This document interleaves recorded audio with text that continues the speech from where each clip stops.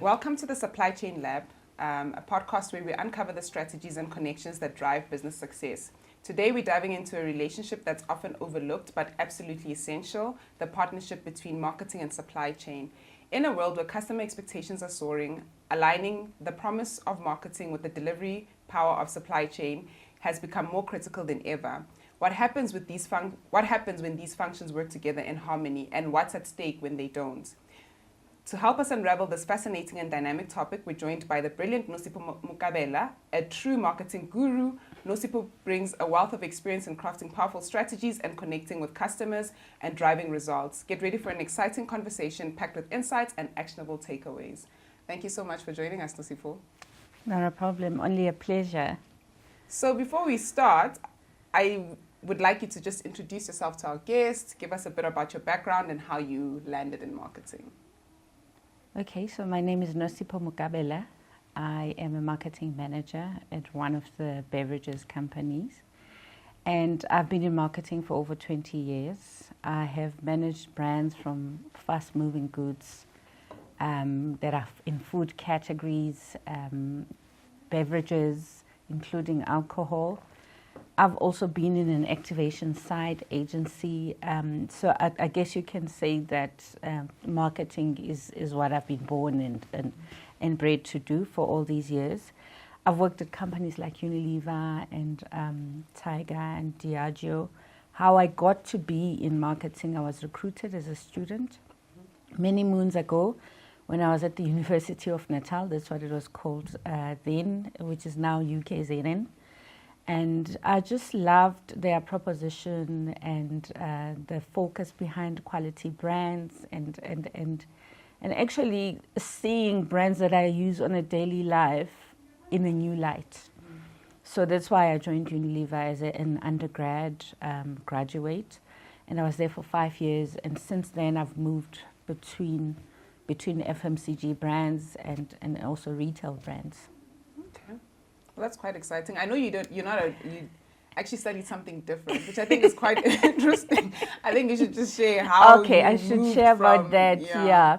So I also did my undergrad was a Bachelor of Science degree, where I majored in biology. I did chemistry as well, and also majored in psychology.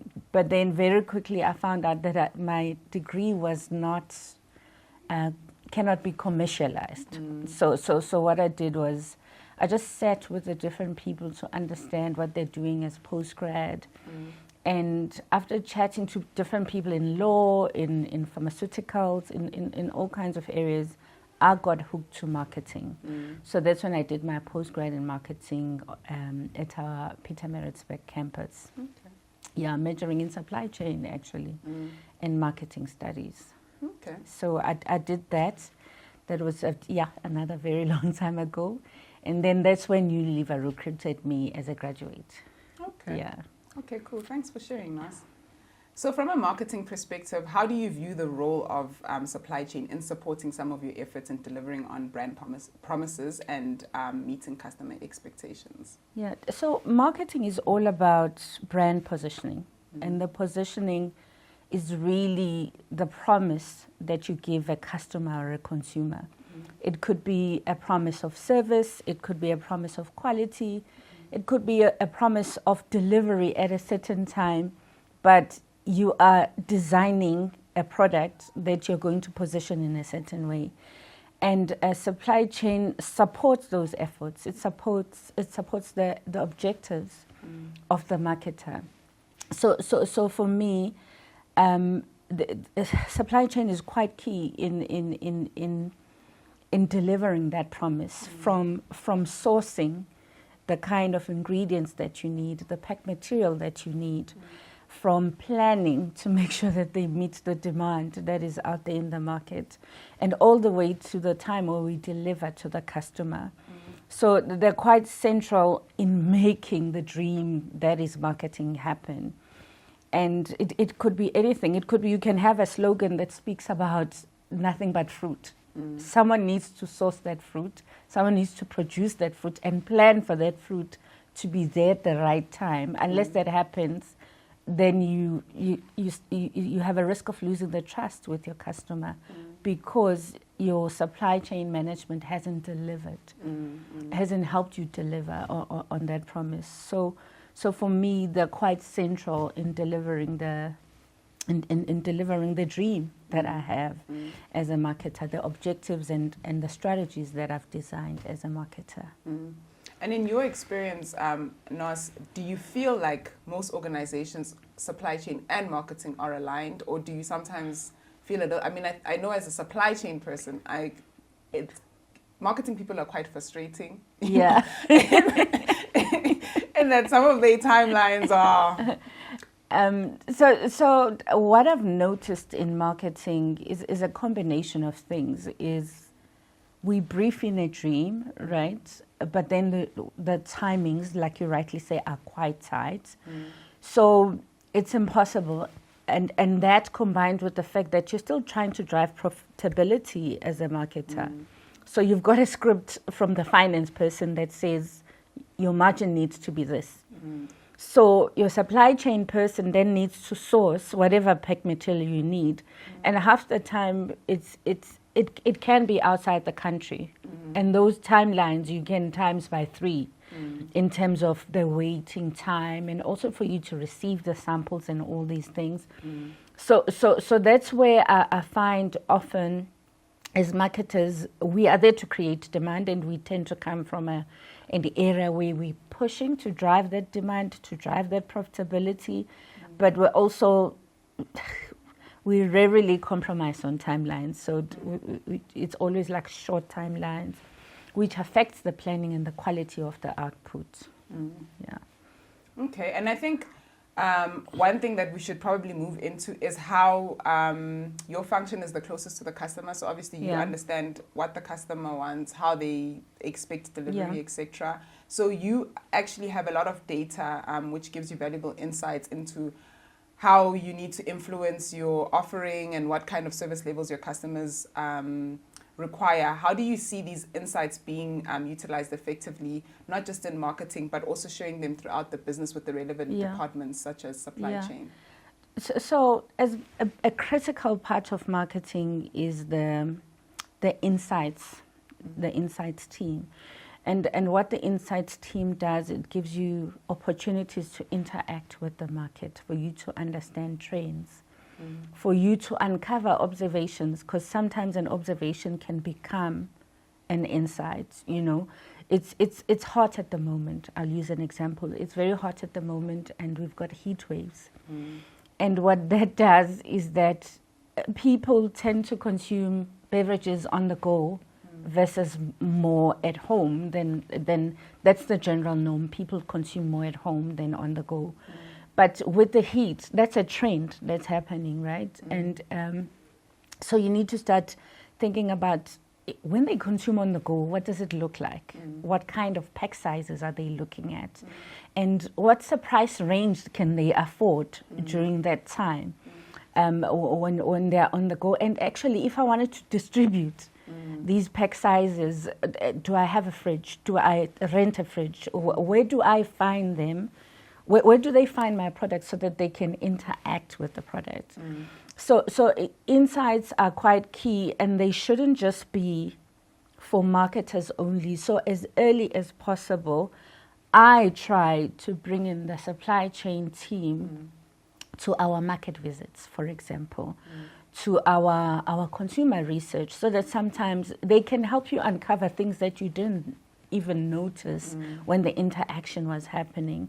So it's quite key that you get the supply chain team close to marketing it, but also most importantly to the insights team, so that they are part of the project before you get to even launch or develop a project team for a particular innovation.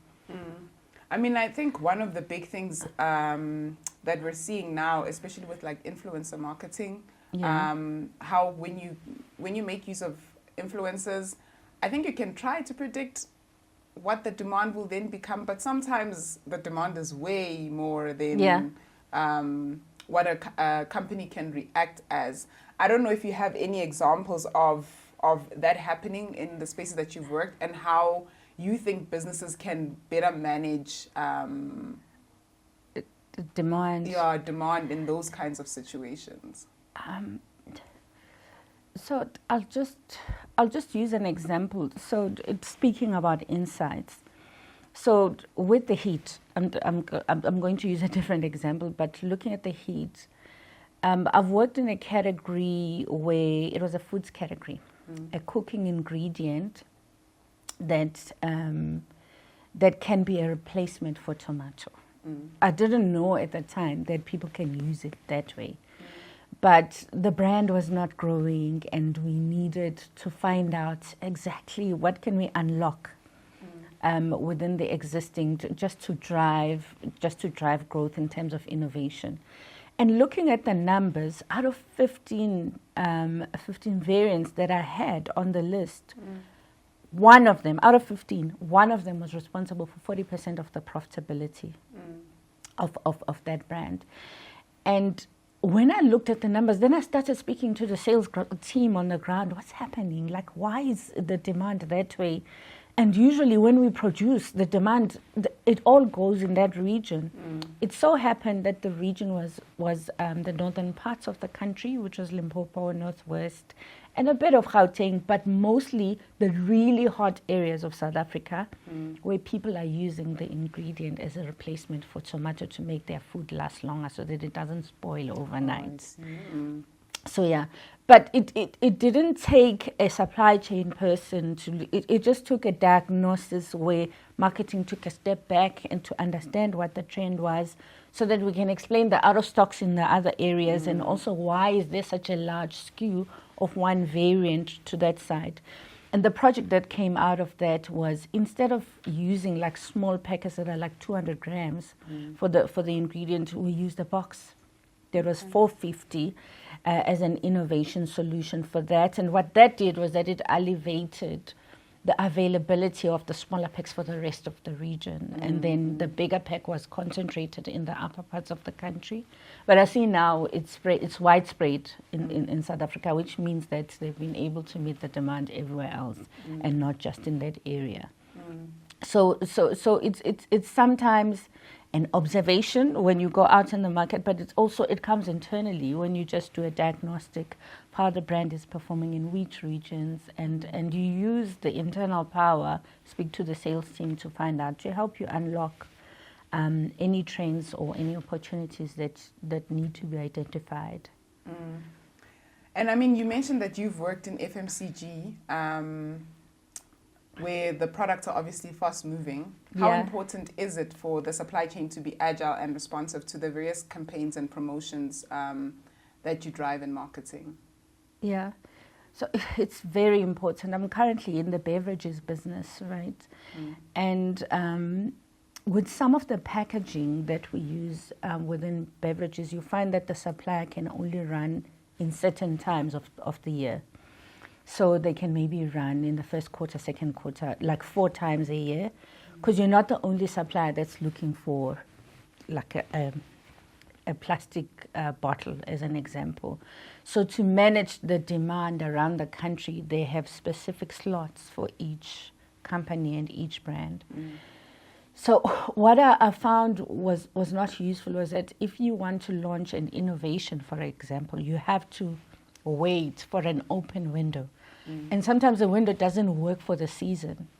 So if the window is open too early in the year, that doesn't help me for summer.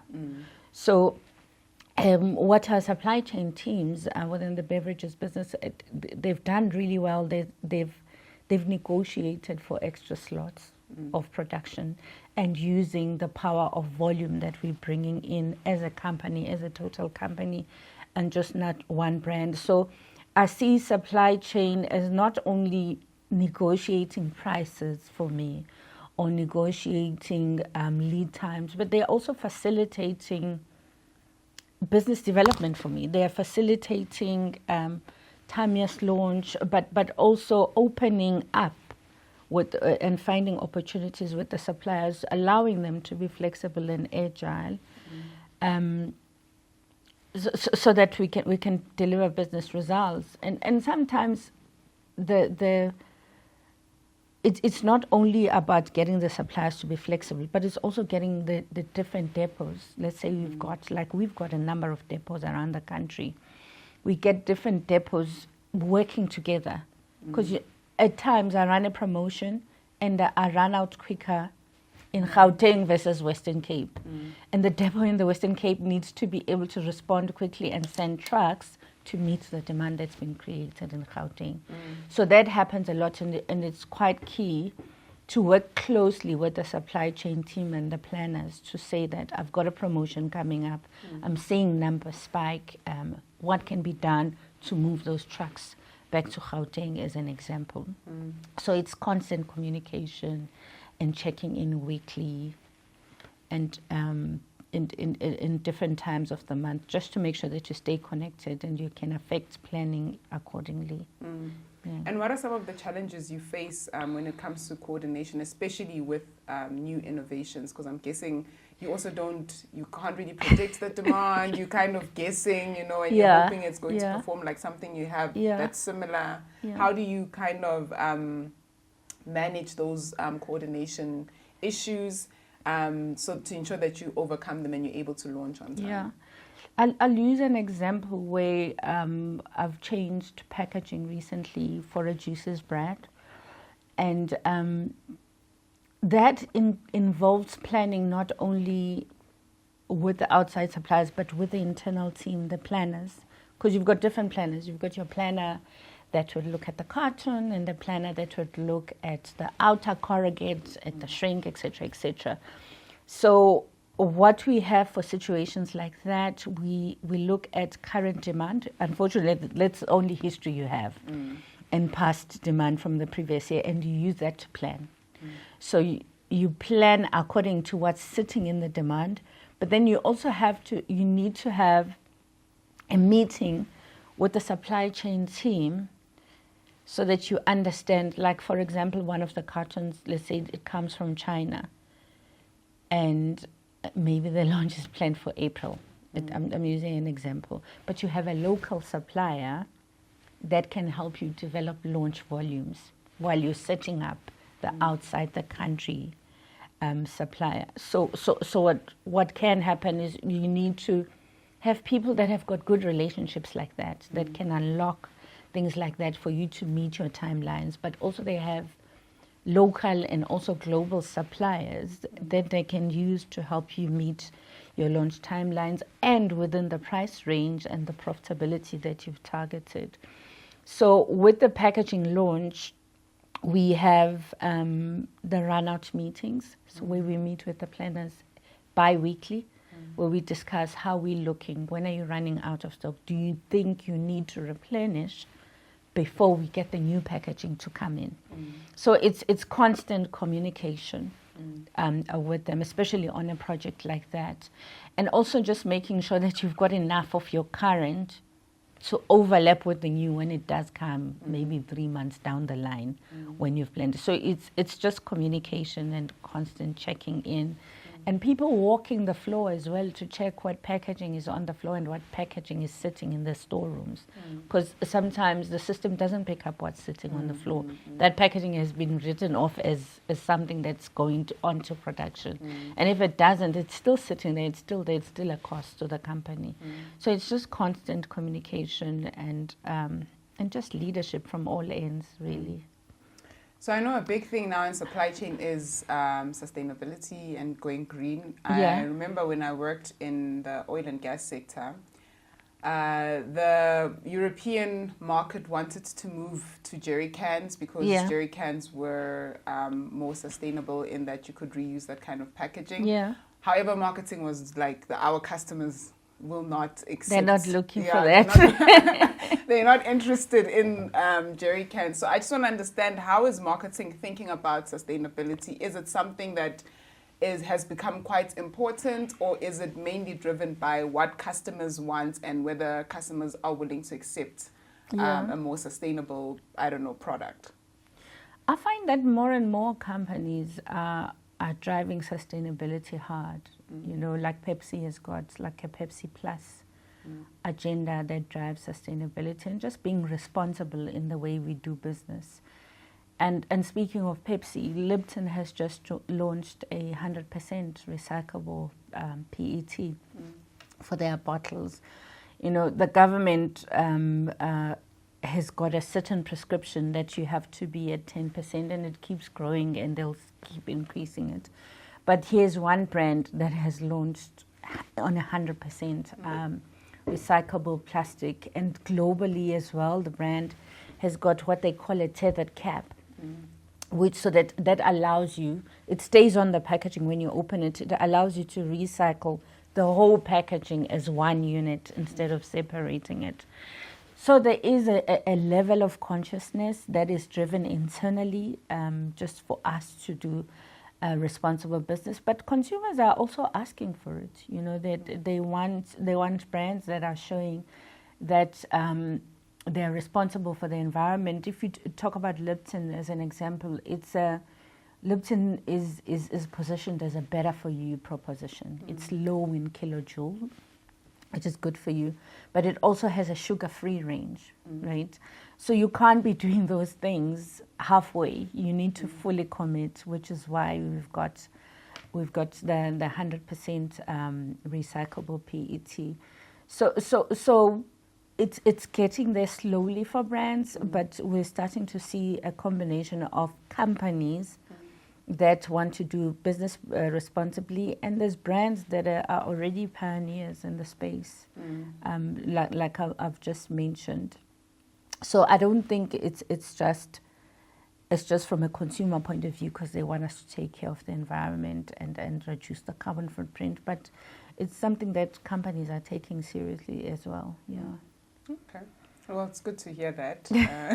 I'm glad marketing. Did you know that? I mean, in my experience, because sometimes some of the sustainable initiatives, you kind of drive them from procurement in that it becomes a KPI for you, especially because it carries a cost, right? So I think it was in 2020 when the government released that end user producer regulation. Yes.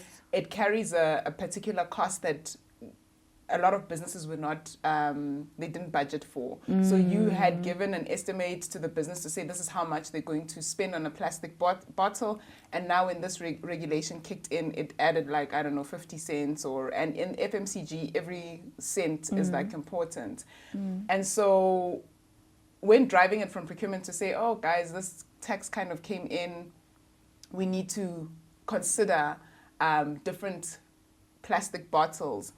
I guess because marketing is kind of like storytelling, a lot of the brand people were like, oh no, but this is going to mess with the story of our brand. This bottle that you're suggesting there could be a story around being responsible, around being caring about how you consume your products and the impact that you have when you consume your product. I feel it could be such a strong differentiator amongst your competitors. I don't know how many people can boast that they've got 100% recyclable for recycled material formats in their range. So that alone is a very strong differentiator amongst competition. So I think there's benefits for the brand and for the business in that sense. And what's lovely about the government regulation is that it gives you time. So you don't have to change overnight. It gives you, when they say 20% recyclable material, you don't have to do that all in 1 year. You can stagger it so that it suits your business. Yeah. Okay.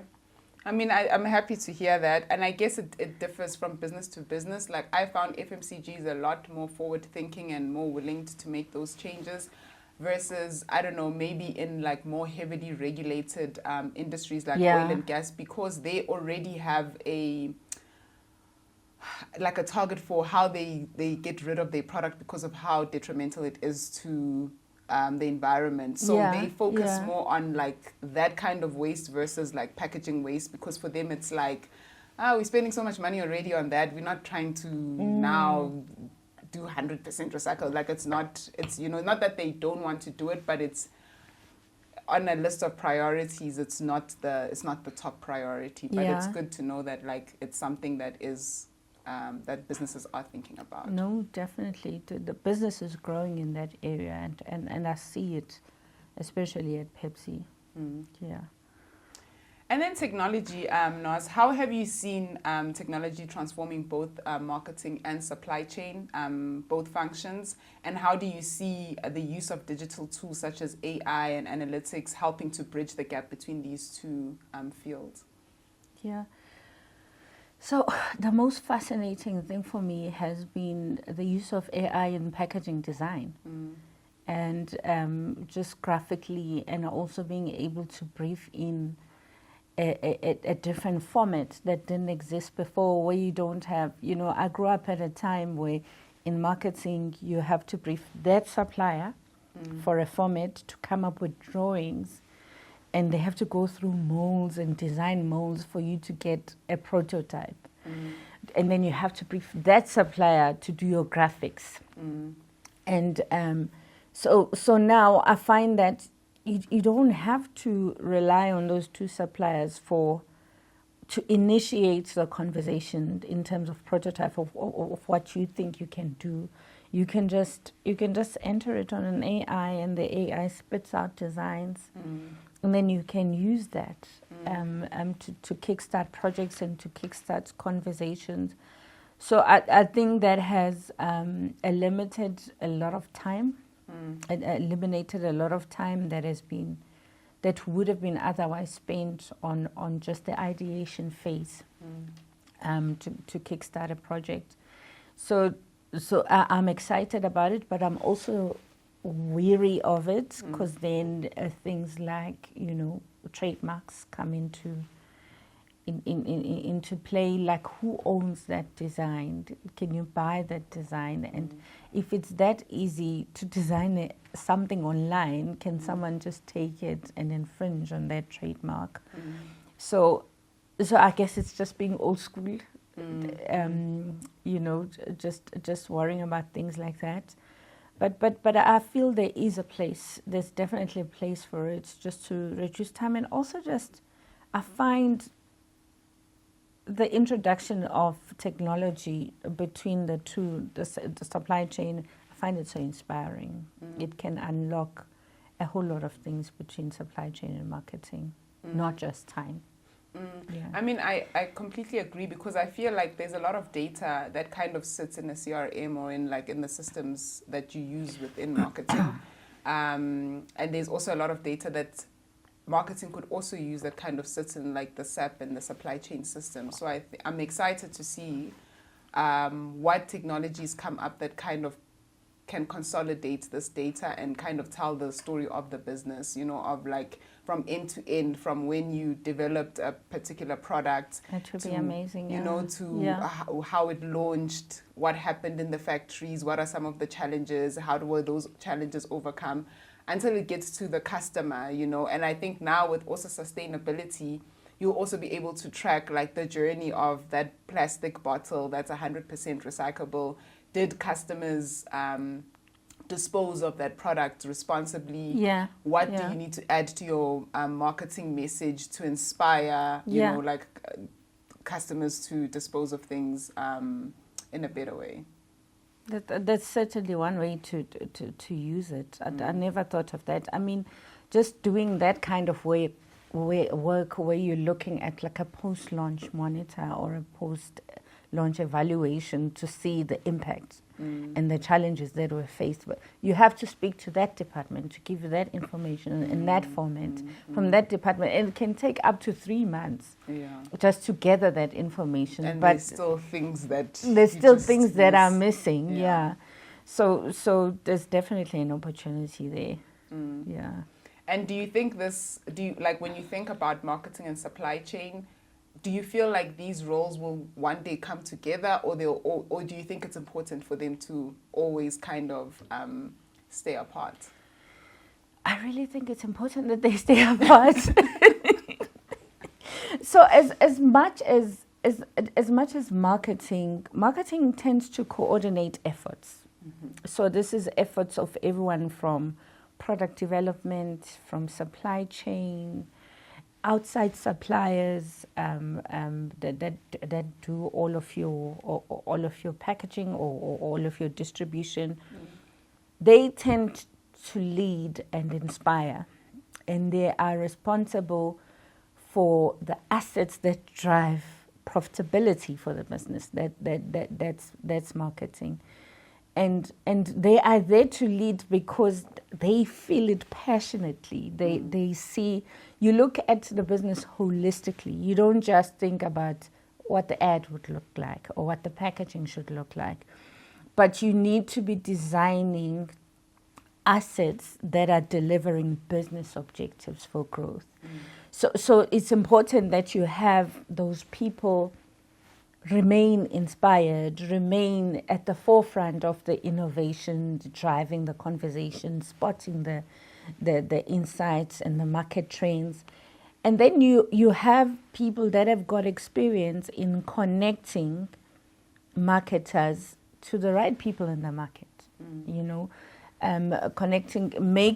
supporting the marketing team deliver its goals. And that requires experience. That requires a strong quality of negotiators that not only speak with experience, but understand the pricing and everything that affects the brand profit and losses for the marketer. I see them as two separate functions, and with equally important roles. And marketers can be good at marketing, but they can't be as great as the planners are in the supply chain team, or the planners are in the production team or the distribution team. So everyone has got a role, and really merging the two, or merging the different functions could be just maybe better comms, a better platform to communicate. Sometimes I feel there's simple things like packaging is expiring on the floor, but someone doesn't spot that in time. Now we've got packaging. You look in the system, it's nowhere in the system. But if there was a better planning tool and communication tool to pick up on things like that from the planning side, so that you speak to the person that's sitting in forecast and planning and the demand creators, so that we understand that we've got a risk coming quite early before you have to manage the bigger risk of a write-off or now you're under pressure. So I think there's an opportunity maybe in tools that can streamline at timings between all these functions in supply chain and marketing. Things like sometimes you sit with a forecast that hasn't been checked by the demand creators, the sales team. And then what tends to happen is that you've overproduced and there's no demand. Now you have a risk of aging stock or aging packaging, or now you have to move, or you have to, either cut the price or write off that stock, which can be costly for the business. So it's just maybe finding ways to communicate with each other beyond just the platforms where you have a bi-weekly meeting, a weekly meeting, a monthly meeting. Just visibility regarding how you plan for things. So I think there's an opportunity there, not in merging the functions, but maybe visibility and communication platforms that can just run through all of them. Like better collaboration. Better collaboration, and also to avoid unnecessary costly, costly mistakes that sometimes happen. So I know one of the key problems when it comes to collaboration is different key performance indicators. You maybe have your own KPIs that you're carrying, of which profitability is one that you mentioned. And then the supply chain, obviously for them, it's on-time delivery to customer. And because of this misalignment with the key performance indicators, I guess it kind of impacts that collaboration. What kind of KPIs, I mean, as a person that's been working in marketing for quite some time, Can you think of like what measures a business can maybe introduce so that these two departments or like are a little bit better aligned, and are then not necessarily focused on the same thing, but are driving the same towards goal. the same thing. Yeah. So what has worked very well in the past, what I've seen is just alignment of targets between functions. So if I work, let's say I work on soup, and the things for me to deliver on soup is the soup season during winter, and innovation that will drive volume during that season and also outside that season. So I already have driving volume, especially during the soup season. I already have innovation as part of my targets. And then I have a sustainability project where I'm supposed to reduce cost on one of the lines. If I have those targets, then my project team members need to have the same targets. I can't have a team member that is trying to reduce cost on an ingredient that is not even part of what I'm doing. So I think it's key to have an alignment of targets, which doesn't happen very often.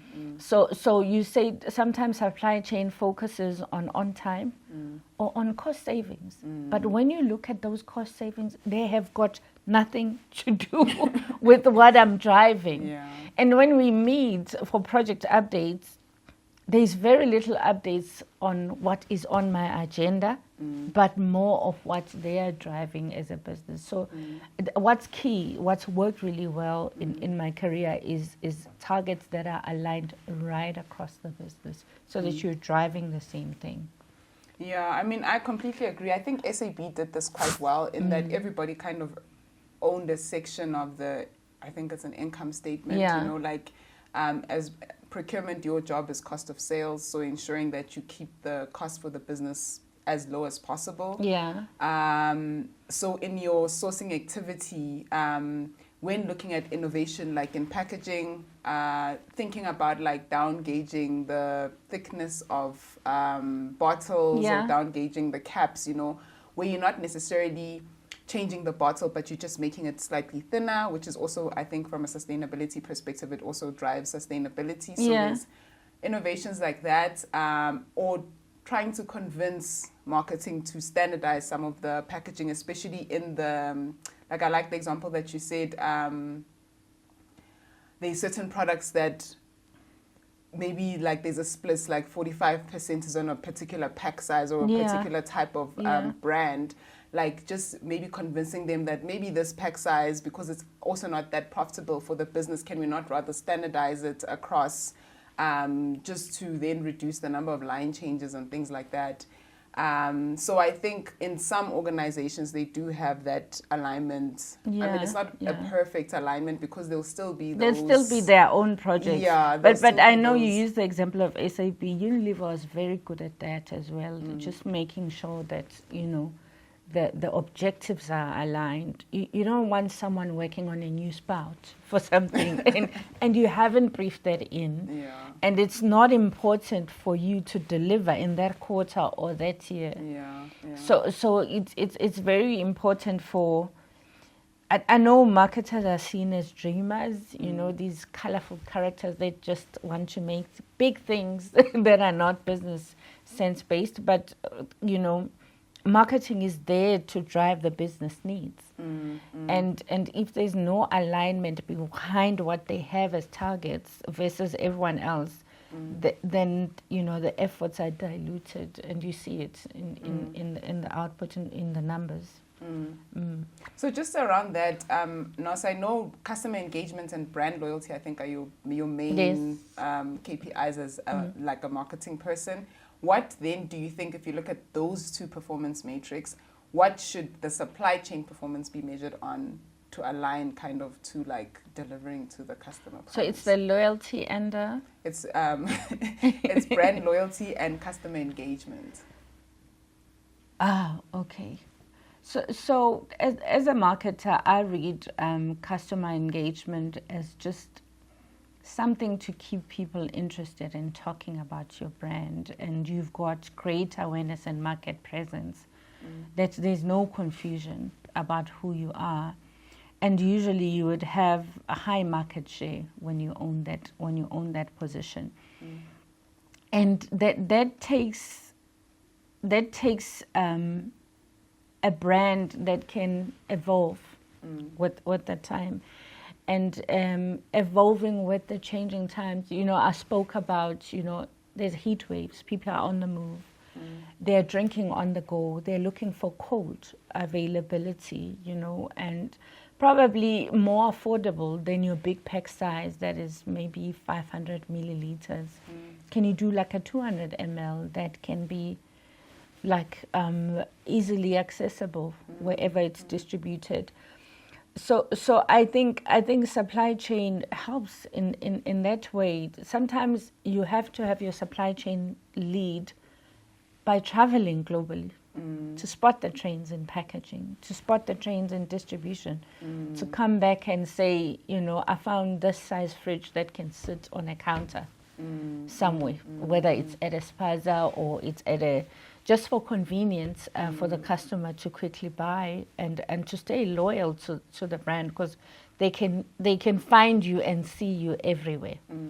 So your supply chain people, it's important that they travel and come back and bring in the trends. Otherwise, we wouldn't have the kind of milk bottles that we have at the moment. I mean, we used to have glass and screws, but now we've got Tetra Packs, that can retain milk as a long life product where it doesn't, spoil overnight. And that's because someone traveled and see what was being done globally and brought it here to the country. And also things like vending machines. They seem simple, but you travel and you see them at train stations when you travel globally.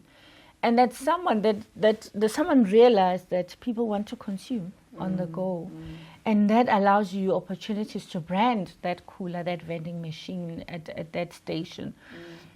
So, and as a result, you're on top of mind with the consumer, and you still retain that market share. So it's more things like that drive loyalty. And I don't know how supply chain can help drive rewards and loyalty, but then sometimes it's just simple innovation, like how you package your product. It could be just you can buy one, or you can buy two packaged in a certain way, and you get a discount on that. And that will need a supply chain person to identify a supplier that can do that for you, but also some distribution mechanic that works within the profitability that you've designed for the brand.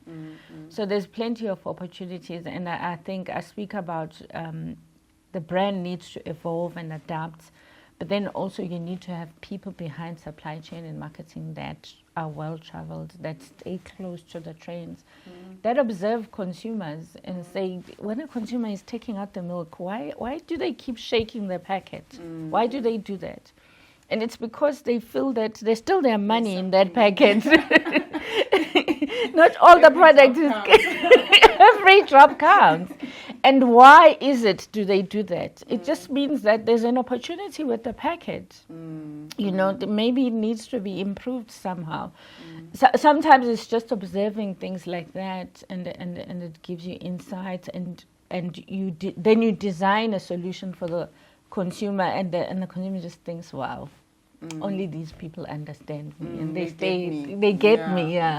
They stay loyal because you are close to the market and the data that comes with that. Okay. So I have a few final questions. What trends do you see emerging at the intersection of marketing and supply chain? I think we already kind of discussed one around sustainability. I mean, it could just be marketing trends of how you foresee marketing existing in the future. Yeah, I see AI playing a really big role. We've spoken about that, especially around design. I've been in forums where you see designers. They have been given a brief to go out and maybe design a new pack. Let's say a new pack for the UJ water, and they go all out to showcase exactly the power of AI. And some of it's been bought and launched in certain areas. I know that AI is some people don't like it because they feel it makes us lazy. Other people use it as inspiration, and other people use it to refine their work. But I see a big role of AI in marketing, and I also see more and more boundaries being brought down, like global and local, just merging into one. What you can find globally now, most certainly you start seeing the trends locally. Yeah, and I think that's the only thing that I would say. I see the future of technology. We used discs before to drop artwork. Now we drop artwork online, and so technology is going to play a big role in enabling the work and making sure that the work moves quickly and it's inspired and it's exciting. Yeah. I think it would be unfair if I didn't ask this, because a lot of my students always, because in the, I think our BCom course, the marketing and the supply chain students, I think, share the same kind of modules. So you'll find a lot of supply chain students then saying, because obviously my career, I started in agency. Yes. Wild times. When you're still really, really young. So a lot of students then ask me like, oh, how do you get into marketing, or what are some of the key things I need to do to land a job in marketing? Yeah. What advice would you give young people? So very often, I think people misunderstand marketing. They think that if you're a big talker and you are flamboyant, and when you come into the room and you just speak energy, and then you're well suited for marketing. That certainly helps, but you need much more than that. So I find that marketing involves a lot of market data analysis. So you get data from companies like Nielsen. They give you market data. You need to be able to look at those numbers and read and see trends that will influence business decisions. There's a lot of background work that can be boring for people that don't want to see numbers. You need to plan your budget. You need to, work closely with finance to plan your budget, plan your activities, and you need to every month analyze your P&L and see where you've come short, and analyze what's bringing down those margins, and try and work with the different functions to improve those margins. So it's not just about, and then you create ads, the exciting stuff. But even with that, developing an ad needs you to look at market data and see how people are behaving, so that you can come back and say to your agency and give them market performance data, the trends, what's happening in the market. Where are you missing it as a brand? What are your objectives as a brand? What are your communication objectives? And how do you see the agency solving that problem? There's a whole document on its own before you even say, I don't like that, it's too yellow, it's too bright. So there's a lot of background work. You need to love the analytical part of marketing. You need to love the planning part, because a lot of it is project management. You are leading projects, and you're leading the different functions, and you're unlocking problems as you go along. Need to understand when to escalate and when to get involved and lead as a marketer. And also it's important that you stay within timeline, because you're delivering for a business. So you need to love working with people, and you need to know what leading with influence is, and you can't be the boss. You need to find a way to unlock each person's contribution and make sure that they're producing to the greater good of the project, a good communicator. You do a lot of presentations.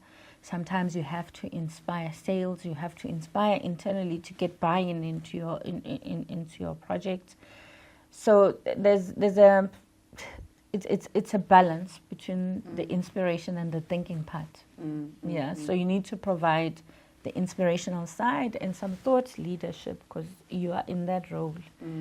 It helped me that I was coming from the sciences side, so already I have a love for analyzing and the analytical part of things.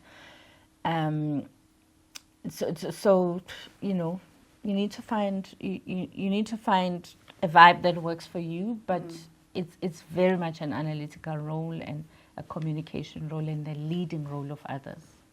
Okay. Yeah. I think that's great advice. I don't know if there's anything else you'd like to share with us that maybe I didn't touch on in my questions that you think is quite critical for people to understand when it comes to marketing.